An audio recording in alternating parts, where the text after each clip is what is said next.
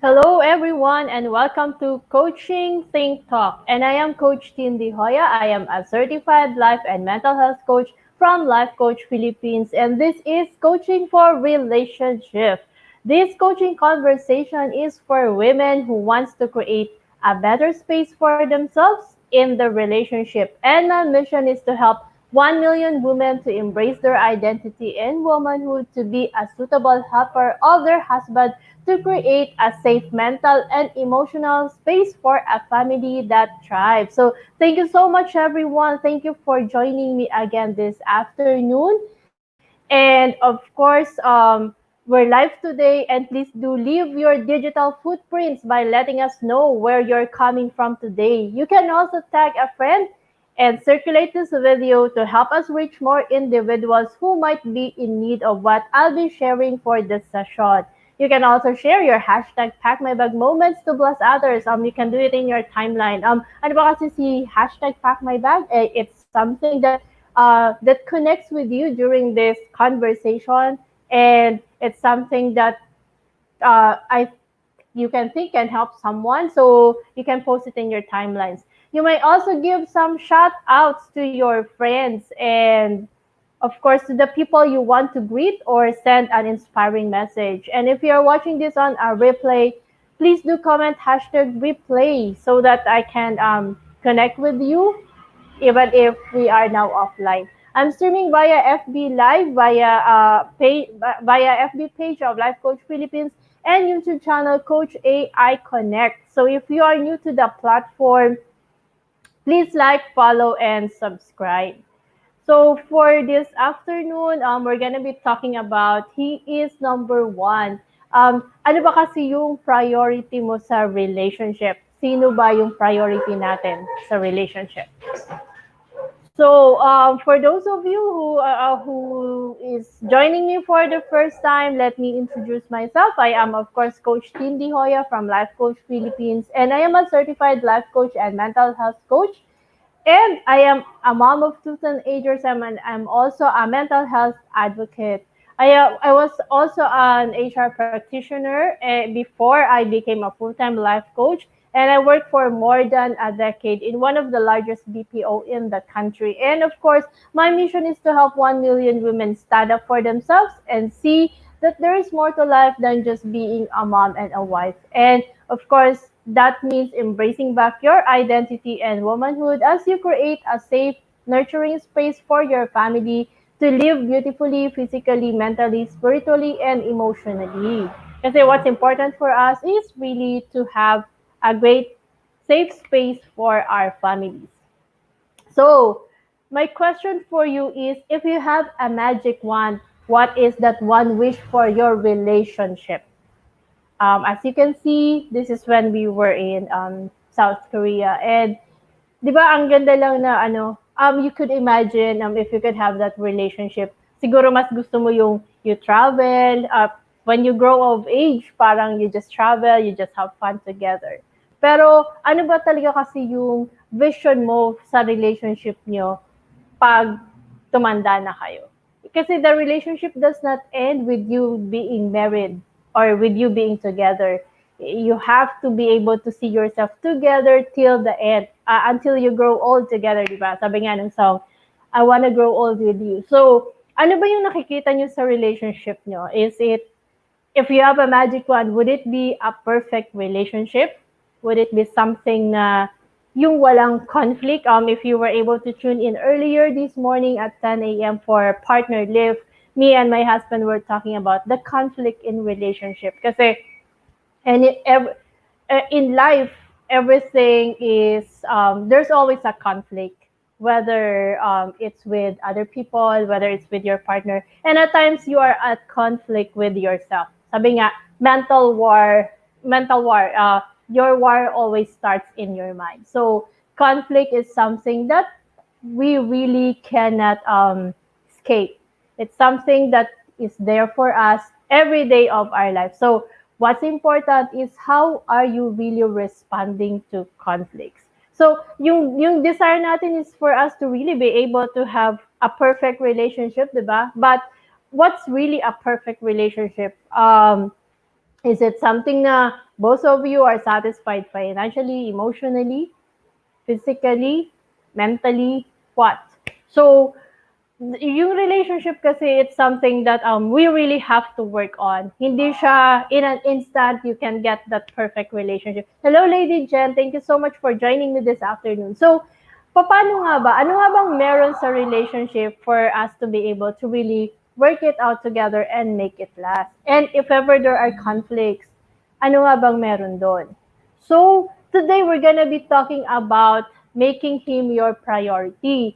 Di ba, on the first episode, we talk about accepting him. Kasi in the romance stage, we accept him for what he is, even with his flaws. But as the romance fade, dumadating tayo sa point na nakikita na natin yung flaws and naiinis na tayo, minsan ayaw na natin, unless of course he changes. So, yung condition is change so that I can again accept you for what you are. Kaya lang nga, for you to, binibreak natin yung mindset.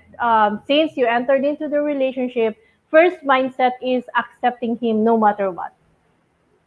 Second, of course, is when the second mindset that we talk about is for you accepting his being a man, his masculinity, his side of being a man. Kasi 'di ba, as we progress in the relationship, dumadating tayo sa point na minsan parang ano ba yung tamang term? Parang tinitingnan natin na he is not man enough to stand up for something, especially if it's not in agreement with what we want.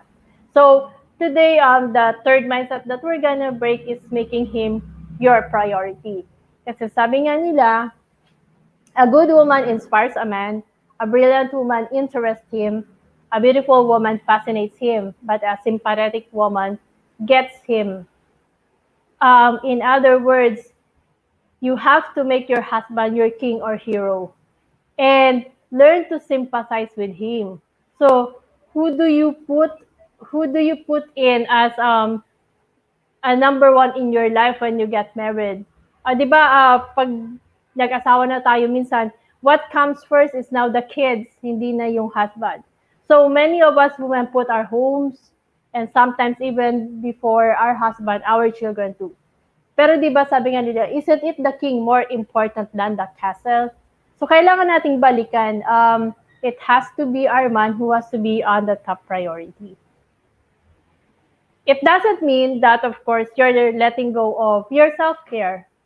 Andun pa din naman siya. But what's important is we are actually taking care or putting him first in our list of priorities. Kasi pag maayos kayong dalawa, maayos din yung home, maayos din yung mga bata. Try to observe it. Pag hindi kayo okay, at times, hindi din okay yung maybe the bahay or the house is okay, but yung environment, but the kids are not. Kasi at times, nabubuntun mo yung inis mo sa mga kids eh. And don't get me wrong, I am also guilty of that. At times, pag naiinis ako, when I respond to my kids, I also respond with, at times, anger. Yung pwedeng hindi mo sila sinasaktan or something. Pero yung moment na pag nakita mo sila is ano eh, pag nakita mo sila, umaano sila, parang feeling mo, minsan naiinis ka, yung boses mo, ayaw mo medyo mataas or something. So, ganun yung nangyayari. So, hold on. I'm having, someone is, so there. So, ano nga ba yung, hold on, I'm having, nag-error ang aking, there. So, let's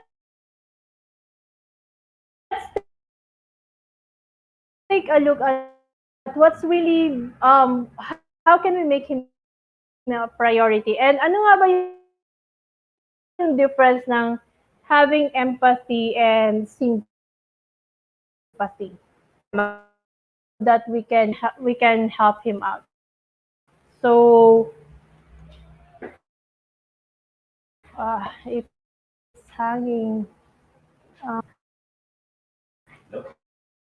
Let's just stop.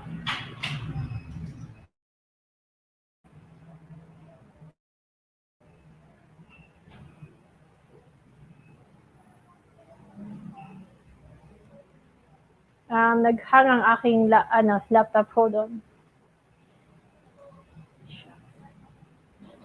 Let's share. Yan, moments na hindi ka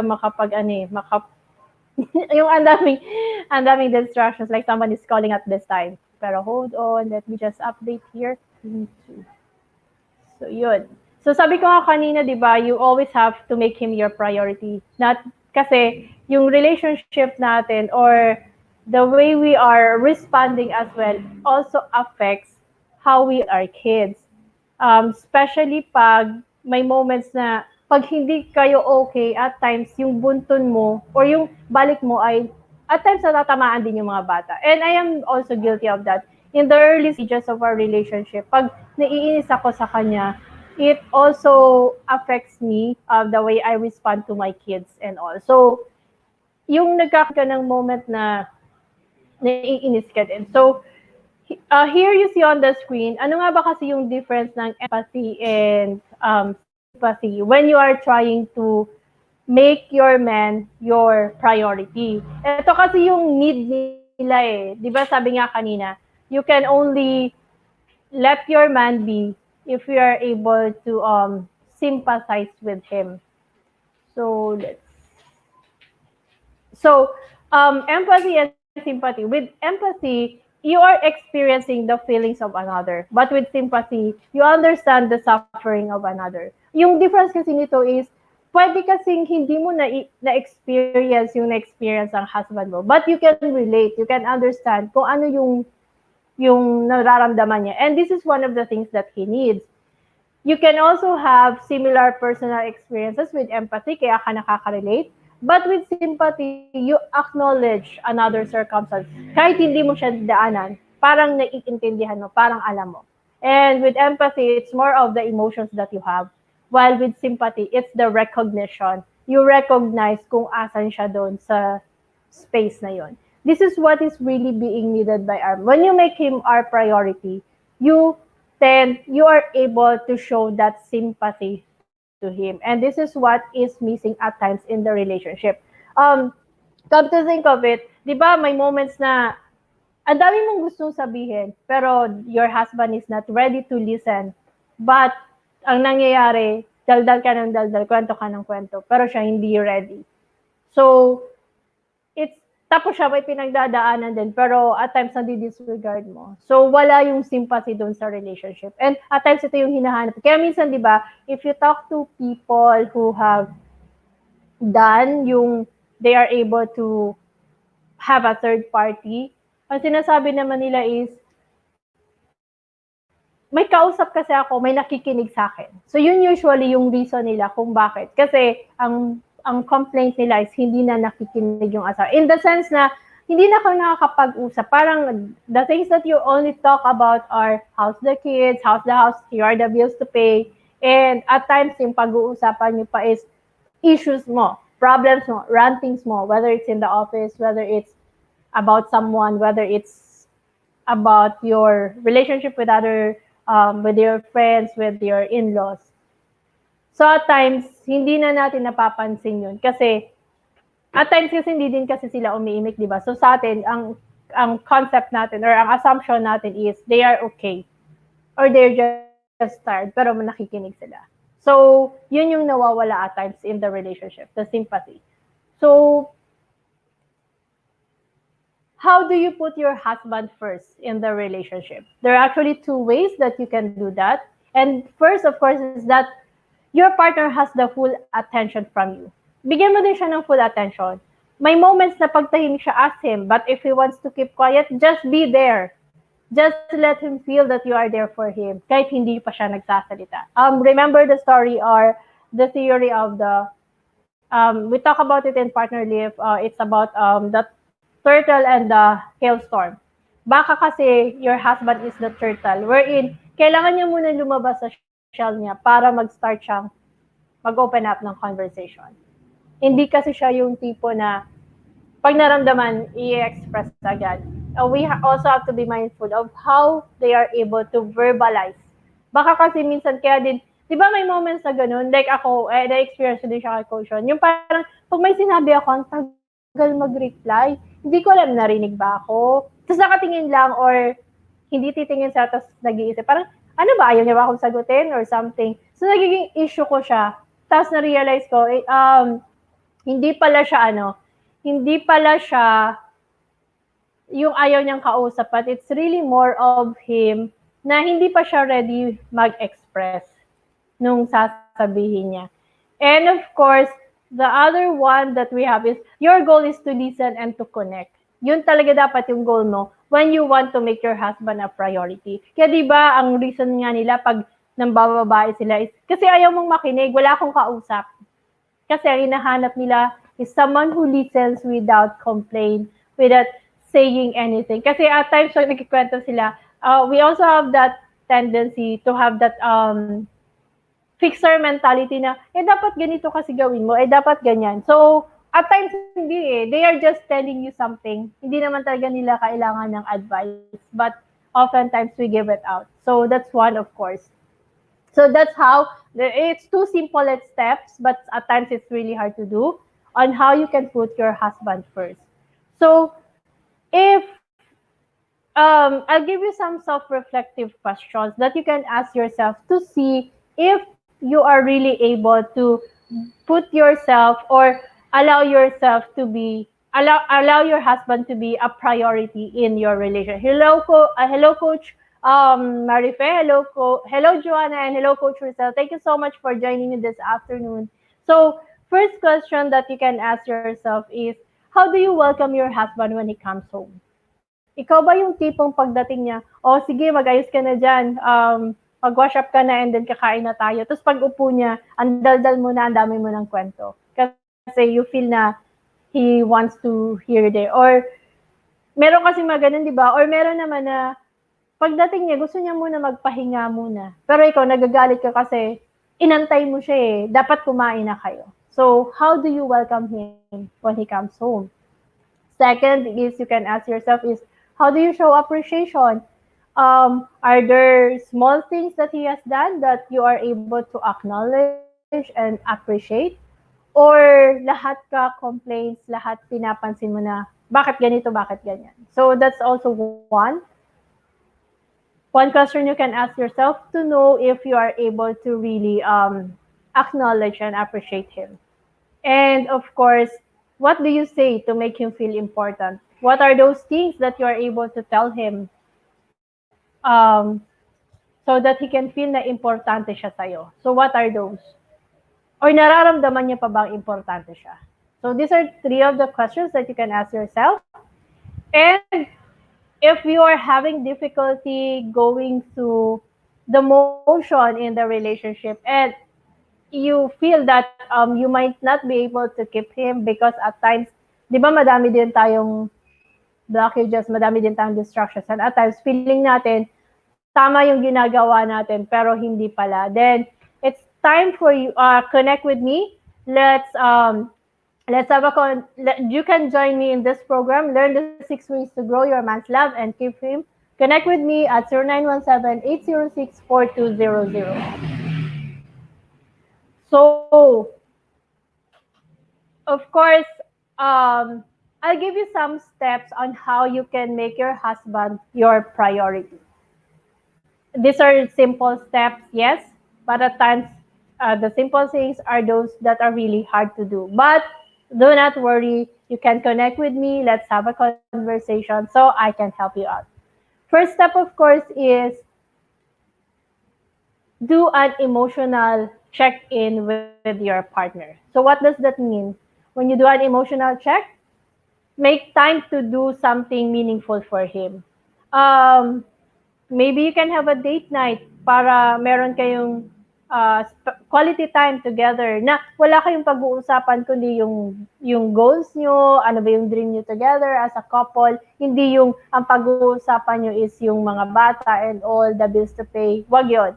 But a moment wherein you can be together and just have fun and talk about yung dating para kayong nagde-date na pinag-uusapan niyo yung mga gusto niyang mangyari sa buhay niyo. Second is, be curious. Do not stop. Appreciate the why of your partner. Ano ba yung mga whys behind him? Ano ba yung mga gusto niya at ano yung reason bakit gusto niya yun? And so that he can feel that you are supporting him. It's important that he feels na whatever he wants to do in life is something that you can appreciate, is something that can make him a man in your eyes.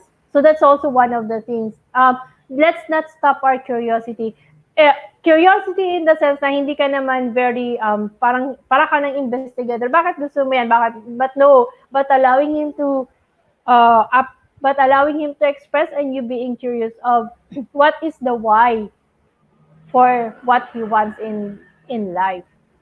And be available in a new and different way. Di ba, minsan meron tayong mga ayaw, like may gusto siyang ipagawa pero ayaw mo. Then maybe at times you can surprise him by doing something, by being available. Like, minsan may house chores na ayaw mo gawin at siyang gumagawa. So from time to time, do it. It's one of the things that you show that you make him a priority, lalo na if he's busy. Then there might be something that you can do. And then, of course, another step would be to, when you're in argument, when your partner raises a complaint against you, what do? Don't defend. Para sasabihin mo, bakit hindi ko i-defend sarili ko? Mali naman yung perception niya or mali naman yung sinabi niya against sa akin. When your partner raises a complaint against you, stop and avoid defending yourself. Stop saying, I did not. It means when you defend yourself, it's just like you're keeping him out, which it's like you are dismissing his right to speak in the relationship. Parang ayaw mong tanggapin kung ano yung feedback niya sa'yo. At times, I'm guilty. I really don't, at times, I defend myself. Parang, I always have, pag naririnig, pag kami ni Coach, minsan, parang may debate kami dalawa I always have to say something pag may sinabi siya.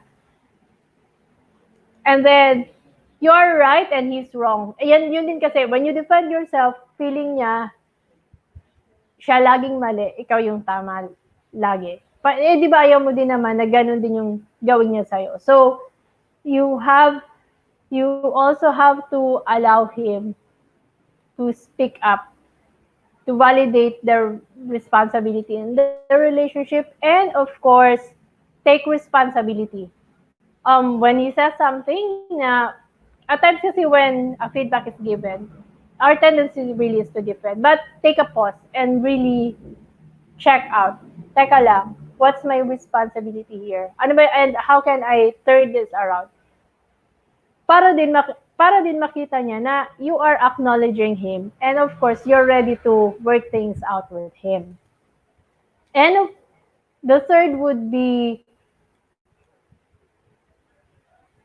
di ba, you want to grow old together. So treat him the way you want to be treated. And that is, treat him with courtesy, sensitivity, and respect. Look for opportunities to show your husband honor and build him up. So be careful of your actions and your dealings with him. There might be times that he have bad moments, but it doesn't mean we can criticize him. He's not perfect. He also has his flaws. So give him that respect, give him that sensitivity na minsan hindi din tama yung decision niya. But it doesn't mean na hindi maayos yung iniisip niya para sa family. Give him that support. And accept that you married an imperfect man. As I've always said, we all have flaws. Kahit naman ikaw, may flaws ka pa din hanggang ngayon But accept that you two are both imperfect. And there is a room to be better. There is a room where you can grow and improve. And in sa amin ni Coach Sean, it was really a journey for us. And that is where life coaching has helped us to understand each other and respond to each other better. And speak well of your husband. Even if naiinis ka sa kanya, do not say anything bad against him. I remember there was a friend a friend of mine, someone that I talked to, na they're having an issue as a couple, and the issue is really about a third party. The man is having an affair, and the girl spoke to the boss of his husband, and it was a no-no because at the end of the day, whatever you say, that would be a reflection of how you are in the relationship with your husband. Hindi siya okay eh. And of course, it will also show your character in the relationship. So allow him, respect him, and protect him at all times. Even if at times masakit, it's between the two of you. Hindi mo kailangang i-announce sa mundo na ganito ginagawa niya. And of course, well, it takes time. It's actually a journey. You have to be able to really understand kung paano siya. Nagkataon lang taga, sa amin ni Coach is, we we were able to journey together because we have a coach. And of course, we are both life coaches. At nakatulong yon for us to come into a space na we are able to stop, make up, parang take a pause and reflect kung ano na yung nangyayari sa relationship. Our relationship is still not perfect. Meron ding moments na minsan gusto mo na talagang, parang ano ba? But you see, lahat naman ng relationship dumadaan sa struggle, dumadaan sa conflict. It's really a matter of how you are going to respond to that struggle. And finally, another step for you to take is, for example, you are in a moment that you can't seem to agree on something. That's what we call a gridlock when you have a problem. Here's how you can help him solve problems. So, kung may gridlock at hindi siya masolve, take a break when there is gridlock. Mag-pause muna kayong dalawa kasi it's a problem that both of you has to resolve. Now, one way or another, one has to be able to come up with a solution to make the relationship better. And get past the curse of familiarity. Do not say na matagal na tayong magkasama, dapat alam mo na. No, no one among you is a mind reader. Especially guys, they are not mind readers. So you have to really be able to verbalize what you think um what you think will allow your allow your assumptions to take hold of your to take hold of you. So you have both to discuss it. It's not because you are together, you know each other well. Ito yung tinatawag natin curse of familiarity eh. Kahit ano pa man yan, pag may problema, you have to really stop and talk about it. And seek to understand him better. When you see him, see his perspective. Let him speak. At times kasi 'di ba may feeling, minsan may superiority complex din tayo na since ikaw yung homemaker, lalo na pagdating sa decision sa bahay, ikaw yung mas may alam. So feeling mo hindi na siya pwedeng mag-contribute ng kanyang understanding or knowledge sa bahay. So allow him. That's one of the steps that you can also do to help him out in the relationship.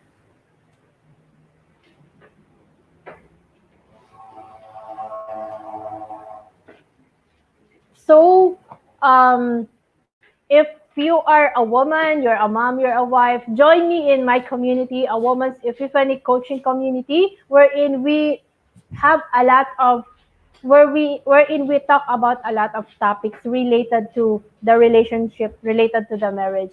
So I can journey with you. You can look for my page or you can look for my group through FB so that I can help you out in the relationship. And of course, if you are ready to journey and keep your relationship the best that it can be, then join me in my program, Learn the 6 Ways to Grow Your Man's Love and Keep Him. Connect with me, let's have a conversation so I can help you out. So thank you so much everyone for joining me this afternoon. Conversation. Let me invite you to be part of what we are doing as an organization of professional certified life coaches here in the and to join us, of course, hold on, I'm having issues here. So do join us again for another conversation tomorrow. We'll be back for Coaching Think Talk. And of course, for tomorrow, that's going to be Coach Preska at 10 a.m. for Radical Service. And we also have Coach Cherry at 2 p.m. for Leap Transformation and Coach Rizel at 4 p.m. for Purposeful Living. And yes, we have just completed also our co-actively co-create class one of Master Coach A, and it was a very thrilling experience. It was an awesome experience, really. So I am inviting you to join us in co-actively co-create life coaching certification program, which is a comprehensive approach to learning and mastering life as an active process of creating a new path to achieving results in life so that success is in every coaching relationship. So it actually includes a 21-day web-based learning, 3-day life coaching bootcamp with Master Coach A, and a 3-day life business bootcamp with Senior Coaching Team. This program package also comes with many other bonuses. Connect with Coach Rizal through 0917-586-1661 to discover the opportunities waiting for you in this profession. So do join us for co-actively co-create. And of course, thank you so much for joining me this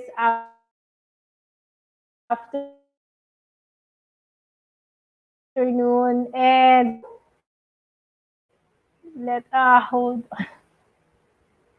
So thank you again for joining me this afternoon.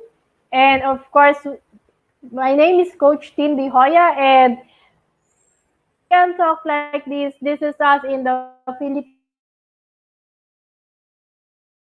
So